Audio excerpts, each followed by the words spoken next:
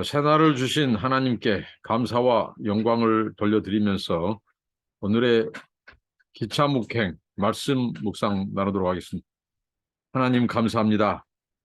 우리 하나님이 오늘 또 이 세상과 열방을 통치하신 하나님인 것을 고백합니다. 하나님 아버지, 살아계신 하나님, 오늘 또 하나님의 말씀과 동행하며 승리하는 하루가 되게 하옵소서. 하나님 아버지, 세상이 흉흉하고 요란하오나 하나님의 말씀, 약속의 말씀에 소망을 두게 하시고 하나님과 날마다 순간마다 동행하며 주의 뜻이 이루어지는데 하나님의 도구로 쓰임받게 하옵소서. 하나님 말씀에 붙잡히고 성령의 감동과 지배를 받고 성령의 인도함을 받게 하옵소서. 이 시간 성령님께서 주의 말씀의 진리와 교훈을 깨닫게 하시고 하나님의 뜻을 알아 하나님을 바르게 섬기고 동행하는 인생이 되게 하옵소서. 예수님의 이름으로 기도합니다. 아멘. 찬송입니다. 내 주의 뜻대로 549장 내 주의 뜻대로 내 주의 뜻대로 행하시옵소서. 온 몸과 영혼을 다 주께 드리니 이 세상 고락한 주 인도하시고 날 주관하셔서 뜻대로 하소서. 내 주여 뜻대로 행하시옵소서. 큰 심중에도 낙심케 마소서. 주님 도때로는 울기도 하셨네. 날 주관하셔서 뜻대로 하소서. 내 주여 뜻대로 행하시옵소서. 내 모든 일들을 다 주께 맡기고 저 천성 향하여 고요히 가르니 살든지 죽든지 뜻대로 하소서. 아멘. 네, 오늘 나누실 하나님의 말씀은 다니엘서 8장 15절로 27절 말씀입니다. 다니엘서 8장 15절 27절입니다.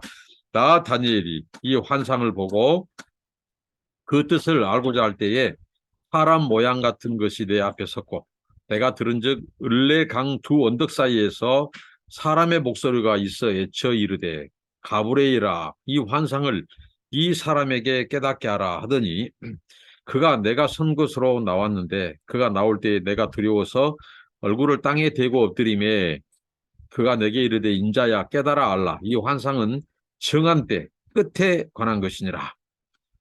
그가 내게 말할 때에 내가 얼굴을 땅에 대고 엎드려 깊이 잠들며 그가 나를 어루만져서 일으켜 세우며 이르되 진노하시는 때가 마친 후에 될 일을 내가 네게 알게 하리니 이 환상은 정한 때 끝에 관한 것임이라.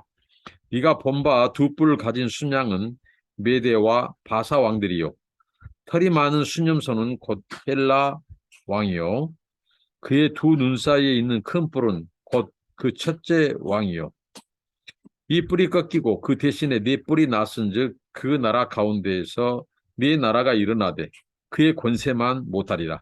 이 네 나라 마지막 때에 반역자들이 가득할 즈음에 한 왕이 일어나리니 그 얼굴은 뻔뻔하며 속임수에 능하며 그 권세가 강할 것이나 자기의 힘으로 말미암은 것이 아니며 그가 장차 놀랍게 파괴 행위를 하고 자의로 행하여 형통하며 강한 자들과 거룩한 백성을 멸하리라. 그가 꾀를 베풀어 제 손으로 속임수를 행하고 마음에 스스로 큰 체하며 또 평화로운 때에 많은 무리를 멸하여 또 스스로 서서 만왕의 왕을 대적할 것이나 그가 사람의 손으로 말미암지 아니하고 깨지리라. 이미 말한 바 주야에 대한 환상은 확실하니 너는 그 환상을 간직하라. 이는 여러 날 후의 일임이니라 하더라. 이에 나 다니엘이 지쳐서 여러 날 앓다가 일어나서 왕이 이를 보았느니라. 내가 그 환상으로 말미암아 놀랐고 그 뜻을 깨닫는 사람도 없었느니라. 이제 오늘 하나님께서 천사 이 가브리엘을 통해서 다니엘이 보았던 환상을 해석해 줍니다. 이상과 몽조를 깨달았던 그 다니엘에게 하나님은 모든 것을 다 알고 알려주고 해석하게 하신 분은 아닙니다. 하나님은 보여주신 것도 있고 가르쳐 주신 것도 있지만 보여주시지 아니하시고 하나님께서는 또 천사를 통해서 알려주시고 해석해 주시는 이 본문이 그 본문이죠. 오늘 8장 15절부터 27절은 바로 다니엘이 보았던 이 순양과 순염소 환상에 대한 이 설명을 해주고 있습니다. 다니엘이 보았던 환상이 무엇일까? 오늘 이 천사가 가브리엘이 등장합니다. 성경에 보면 가브리엘은 이 하나님의 메시지, 하나님의 이 소식을 전할 때에 등장하는데요. 바로 이 가브리엘의 그 위치가 성경에 보면 매우 중요한 위치에 있는 천사이죠. 어떤 분들은 이 가브리엘의 역할이 오늘날로 말하면 무슨 뭐 문화부 막 이렇게 말을 하곤 한데요. 가브리엘이 바로 세례 요한의 아버지 스가랴에게 나타나 하나님의 메시지를 전해줬고, 그 다음에 가브리엘이 예수님의 어머니 마리에게 나타나 수태 고지, 수태를 알리는 그런 천사가 바로 가브리엘이죠. 하나님의 신부를 묻고 하늘에서 온 신부를 느낍니다. 역시 다니엘에게 그가 본 환상에 대해서 오늘 가브리엘이 해석해 주었습니다. 다니엘이 하나님의 임재, 이 하나님께서 보여주는 환상을 보고 나서 힘이 빠져버렸어요. 지쳐서 며칠 동안 자리에 지금 기력이 소진해서 누워 있습니다. 죄인이 하나님의 영광과 임재를 보고 그 하나님의 유엄, 권세, 그리고 하나님이 주신 그 비전 앞에 힘이 빠졌어요. 성경에 보면 하나님의 임재를 경험한 사람들이 나타난 특징입니다. 인간의 기력이 빠지고 힘이 빠져버려요. 그 하나님의 임재 앞에. 그 정도로 하나님의 임재는 권능의 임재고 권세와 또 거룩과 이런 모든 것이 동반하고 또 특히 다니엘이 보았던 환상은 아주 굉장히 어떻게 보면 끔찍한 미래의 되어질 일이지만 상당히 그런 것들이 앞으로 닥칠 일들이 굉장히 두렵고 떨리는 그렇기 때문에 힘이 빠지고 그런 상황에서 쓰러져 있을 때 이 하나님이 에스겔이 그랬을 때 하나님의 영이 그를 세운 것처럼 다니엘이 그렇게 지쳐 쓰러져 있을 때 천사 가브리엘이 이렇게 세웁니다. 그리고 나서 설명을 해주죠. 해설을 해줍니다. 보았던 환상에 대해서. 이 환상은 마지막 때 분노의 때에 관한 것이라고 19절에 이 가브리엘이 밝히죠. 우리가 살펴보았듯이 바로 순양과 순염소 이 비전, 그 환상에서 마지막 등장한 그 작은 불을 우리는 간과할 수가 없죠. 이 안티오코스 4세, 그가 하나님의 백성과 성전을 핍박한 그 만행에 대해서 기록하고 있는데요. 이 안티오코스 때에 일어난 이 일들은 앞으로 이 마지막 때를 포커스로 이 분노의 때 마지막 때에 하나님께서 되어질 일들을 특별히 적 그리스도의 출현 그리고 그들이 어떻게 어떤 일을 행하는 것인가를 보여주고 있는 환상이죠. 마지막 때 그러니까 이 안티오코스를 통해 이 예언이 성취됩니다. 다니엘이 보았던 이 환상이 작은 뿔, 이 안티오코스 그가 바로 네 뿔, 네 왕조로 나뉘어진 그 헬라, 그리스 상황 속에서 그가 압도적으로 셀로쿠스 그 왕조를 이끌었던 이 안티오쿠스가 아주 이 권세를 발휘해서 주변을 정복하고 특히 이 팔레스타인 그다음에 이 유다 백성들 하나님의 백성들에게 아주 순환과 박해를 가하는 이런 일이 있었죠. 이러한 것들은 바로 이 안티오쿠스 4세에 의해서 성취되었지만 이 마지막 때라고 천사가 강조함으로써 이 안티오코스에 성취된 이러한 적 그리스도의 출현과 그들의 행동들은 이 마지막 때에 이 계속해서 일어날 것이다. 성취될 것이다. 이렇게 봅니다. 우리가 성경에 보면 종말에 대한 정의를 할 때 우리는 가장 성경적인 저는 그렇게 봅니다. 가장 성경적인 종말에 대한 이해는 예수님의 초림부터 예수님의 재림 사이가 성경이 말한 종말이라고 하는 것입니다. 예수님이 이미 오셨을 때 종말이 시작된 거예요. 우리가 생각하면 사람들이 대부분 이 마지막 날, 마지막 때를 마지막에 되어질 그 때를 종말이라고 말하는데 이미 예수님이 이 땅에 오심으로써 종말이 시작됐다는 거죠. 하나님 나라도 마찬가지입니다. 예수님이 회개하러 천국이 가까웠느니라. 천국 복음을 반포, 천국 복음을 선포할 때 이미 이 땅에 하나님의 나라가 시작됐고 또 예수님의 재림으로 말미암아 그의 하나님 나라가 완성되는 종말도 마찬가지입니다.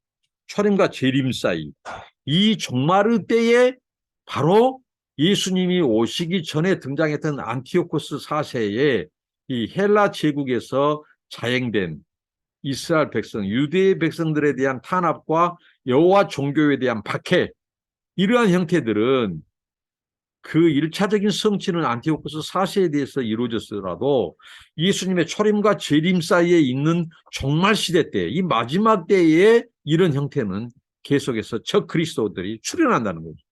그래서 적 그리스도가 출현하면 결국 공통적인 특징이 있어요. 그것은 뭐예요? 교만하고 그 다음에 그들은 방자히 행하고 그 다음에 파괴와 살상을 행한다는 거죠.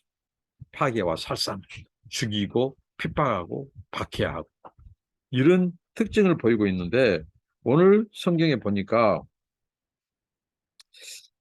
이 작은 뿔, 이 작은 뿔의 성공 요인에 대해서 24절에 보니까 작은 뿔이 그렇게 형통하고 힘을 발휘하고 했던 것은 누군가의 도움을 받았다는 거예요. 외부에서 온 도움. 그것은 뭐냐? 바로 사단의 힘을 빌려서 했다는 거죠. 작은 뿔이 하는 일마다 잘되고 형통해요. 파괴와 살상을 일삼는다는 거죠. 이게 바로 뭐냐? 하나님의 이 소위 말한 이 어떤 일이든지 하나님의 주권의 허락 없이는 되지 않죠. 하나님의 주권의 허용적인 측면도 있지만 이 바로 안티오쿠스 4세 이 작은 뿔에 하는 행동은 바로 그 사탄의 힘을 빌려서 온갖 파괴와 살상의 일을 자유했다는 거죠. 그걸 지금 여기 24절에 말하고 있습니다. 오늘날 그 예수님 당시 그 이후 또 예수님 오시기 전에 이런 적그리스도적인 적기독교적인 이 형태의 이 도전과 박해, 핍박, 방해 이런 것들은 바로 사탄의 권세, 사탄의 힘을 빌린 힘을 의지하고 이 어둠의 세력들이 역사한 것이라는 거죠. 그것을 말씀합니다. 그래서 작은 뿔이 성공하게 되고 힘을 발휘했다는 거죠. 자, 이 안티오코스 4세 그리고 종말의 때에 안티오코스가 보여준 적그리스도 그다음에 적기독교적인 형태 이런 것들은 종말의 때에 계속해서 일어난다는 거죠. 그 시대에 따라서 우리가 역사 속에서 우리가 예를 들면 히틀러, 스탈린, 그리고 가깝게는 김일성, 또 이 김정일, 김정은, 이런 그 독재 정권들, 또 아프리카, 또 저기 이 세계 곳곳에서, 또 뭐 아프가니스탄도 해당되겠죠. 이 기독교, 하나님의 백성, 하나님의 교회, 여호와 신앙, 여호와 종교를 박해했던 자들의 그 정권, 그 나라, 이런 것들은 다 오늘날 이 마지막 때에 초림과 재림 사이에 등장한 적 그리스도적인 도전이고 모습이라는 거죠. 우리가 착각하지 말아야 될 것은 이 마지막 때라고 하니까 이 시간적으로 예수님의 재림, 곧 전, 그때 일어날 일처럼 생각하는데 아니라는 거죠. 이미 예수님 초림부터 재림 사이에 이 안티오코스 4세 주전에 BC에 일어났던 이것들이 예언했던 이 소위 말하는 꿈이, 이 소위 말하는 환상이 성취돼요. 예수님 오시기 전에 안티오코스 4세에 의해서. 그리고 예수님이 오셔서 이미 이제 시작된 종말, 그 재림 사이에 이 마지막 때에 이런 적 그리스도의 출현은 앞으로 계속 이어왔고 앞으로도 계속되고 한다는 거죠. 그래서 역사에게 히틀러, 스탈린, 뭐 김일성 3부자, 그 다음에 뭐 최근으로 말할 것 같으면 이 러시아의 푸틴, 우리가 성경에서 이 누구를 특정하지 할 수는 없지만 그 사람이 그 사람으로만 내 단언하는 것은 어떻게 보면 성경 해석을 왜곡하고 위험이 있지만, 이런 형태들, 그러니까 정권을 가진 자로서, 이 권세, 뿔을 가진 자로서, 왕으로서, 뭐 대통령으로서, 통치자로서, 총리로서 무엇입니까? 오만하고 방자하고 교만해져서 평화롭게 사는 사람들을 많이 죽이고, 이게 오늘 러시아가 우크라이나를 침공해서 얼마나 많은 사람을 죽이고, 심지어는 교회도 박해를 하고 또 순교자도 나오고 어느 마을은 아주 쑥대밭이 될 정도로 많은 사람을 죽이는 이런 일들은 오늘날도 자행되고 있다는 거죠. 그뿐만 아니라 또 시진핑 같은 사람, 세계 곳곳에 찾아보면 이러한 안티오코스 4세, 이 작은 뿔 형태의 적 기독자들, 적 그리스도들이 출현해서 어떻게 하죠? 사람을, 평화롭게 사는 사람을 죽이고 파괴하고 살상하고 오만 방제해서, 그들은 궁극적으로 누구를 공격하냐면요, 25절에 만왕의 왕 하나님을 궁극적으로 대적합니다.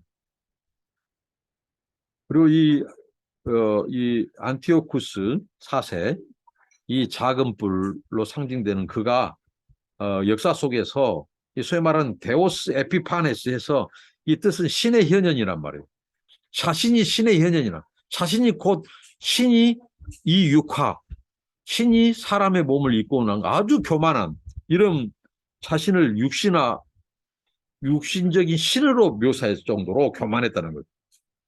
그가 이제 교만한 그 안티오쿠스가 오늘 성경에 보니까 사람의 손으로 하지 않고 죽게 된 바, 그가 사람의 손으로 말미암지 않냐고 깨지리라 하고 25절에 있죠. 이것은 곧 하나님의 손의 개입으로 그가 죽게 될 것을 말합니다. 그래서 안티오코스 이 사인, 이 마지막에 죽음에 의하면 이 BC, 예수님 오시기 전 BC 163년에 그가 죽었는데 화병으로 죽었어요. 화병으로. 인간의 손을 대지 않아도 죽었어요. 하나님이 배후에 개입하신 거죠. 이 안티오쿠스가 당시에 엘리마이스라고 하는 곳을 점령하려고 하는데 그 점령에 실패해요. 그래서 그 사람이 굉장히 그 실패에 대해서 속이 많이 상해 부글부글합니다. 그리고 엎친데 겹친격으로 팔레스타인에서 그의 군대가 유대인들에게서 패해요. 이게 바로 이제 예루살렘 성이 회복되고 유대 백성들이 바로 안티오코스 세력에서 자유케 되는, 제가 어제 말씀드렸죠. 마카비 형제가 바로 이 유대인들의 그 용감무쌍한 그 군대 속에서 바로 이 안티오코스 그 군사와 싸워서 승리하게 되는 그 인물들이 마카비 형제죠. 그래서 그 성전을 다시 탈환해서 그것을 정결하게 하고 그것을 다시 하나님 앞에 헌당함. 그 절기, 그 예식이 바로 수전절이라고 했죠. 요한복음 7장에 예수님께서 곧 이 생명수라는 누구든지 세상이 주는 물을 먹으면 목마르나 예수님이 곧 생명수로서 예수님을 마시는 자는 목마르지 않게 될 것이라고 합니다. 이게 다 수전절. 그 절기를 지킴에 있어서 그들이 실로암 그 못에서 물을 떠다가 이제 그 물을 가지고 이 제사를 드리는 절기 속에서 진정한 물, 생명수는 바로 하늘에서 오신 예수 그리스도라는 거죠. 이게 바로 수전절의 기원이 됩니다. 그래서 하나님께서는 이 안티오쿠스가 이제 이 정복에서 실패하니까 마음이 많이 속상하고 상심해서 시름시름 앓다가 화병으로 죽어요. 화병으로. 그러니까 영원한 나라, 영원한 정권이 없다는 거죠. 그렇게 강한 제국, 작은 뿔로서 나중에는 큰 권세를 발휘해서 이 많은 정복과 침략과 박해를 했던 이 안티오쿠스 4세가 결국은 화병에 의해서 죽게 된다는 거죠.